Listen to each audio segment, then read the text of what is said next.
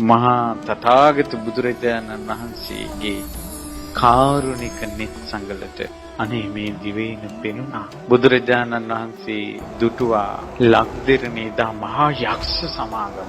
ওই චිත්‍රවල තියෙන යක්කු පළවා හරින්න දුම්මල ටිකකටත් පුළුවන්. එහෙම නෙවෙයි, අතිශයින් භයානකයි. මිනිස්සෙක්ගේ යකෙක් දැක්කොත් එහෙම සිහි විකල් වෙනවා. මිනිස්සු මෙහෙම අතට අරගෙන මිරිකලා ජුස බොන්න පුළුවන්. ඒ යක්ෂයන් පිම්බොත් මහා සුලි කොනාටු හට ගන්නවා. මේ මහා බලවත් යක්කු ඔක්කොම එද්දි පුංචි පුංචි යක්කු ටික තැන් තැන් වල හැංගුණා. මේ පැත්ත පලාති නෑ. අන්න බුදු කරුණාවෙන් දුටුවා.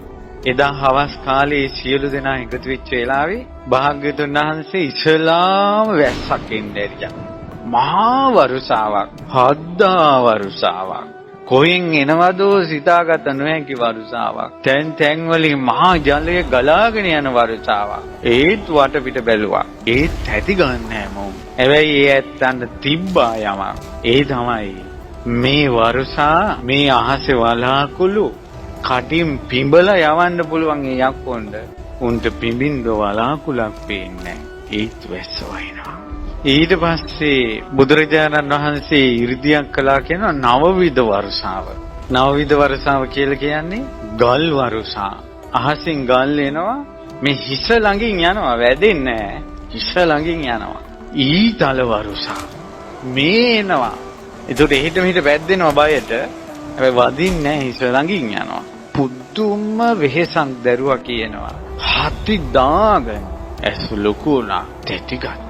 අධික සීතල දැනෙන්න ගත්තා. එතනින්ම මහා අන්ධකාරයක් පැතිරිලා ගියා. එදා ඒ රෞද්‍ර බව දෙවෙනි උනේ මාර පරාජයට.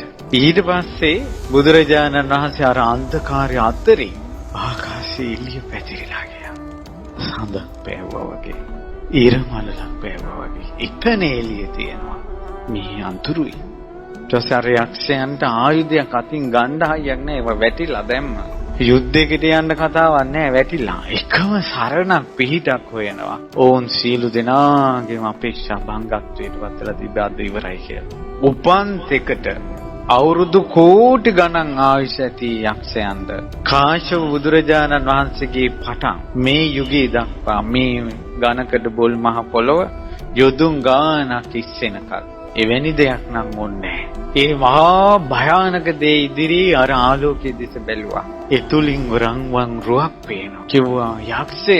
ඕන් හිතුවේ තවත් යක්ෂයෙක් තමන්ගේ දිවයින ආක්‍රමණය කරනවා. කිව්වා යක්ෂය අපි යටත් වෙනවා. අපිට පිහිට දෙන්න කිව්වා. තවත් බැබලි වැඩි හිටියා. ඊට පස්සේ කිව්වා අපිට පිහිට දෙන්න, අපි යටත් සියලු දෙනා. ඊට පස්සේ භාග්‍යතුන් වහන්සේ මහා කරුණාවෙන් බුදුමුව විවර කරලා කියන් හිටියා. යක්ෂයනි මට තැනක් ඕන. පත්කඩේලා ගන්න. මට ඉඳ ගන්න තැනක් ඕන. අපි මේ මර බියෙන් අපිව මේ බේරන්න මේ දිවයිනම ගන්න කිව්වා. නෑ පත්කඩේලා ගන්න තැනක්, වාඩි ගන්න තැනක්. නෑ මේ දිවයිනම ගන්න කිව්වා. ඒ යක්කුන්ගේ කටින්ම තුන් පාරක් මේ දිවයින දුන්නා. ඊට පස්සේ කිව්වා නෑ දැන් මම මේ අඳුර දුරු කළොත් ආයේ ඔබ මට එරෙහි වෙයි. ඊට පස්සේ කිව්වා නෑ අපි සපත කරනවා.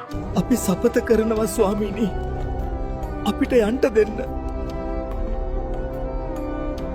පින්වතුනි, බුද්ධ ශාසනයක් තියෙන කාලෙක විතරයි මේ භූමිය, මේ ලක්දිරණ මනුෂ්‍යාවාසය වෙන්නේ.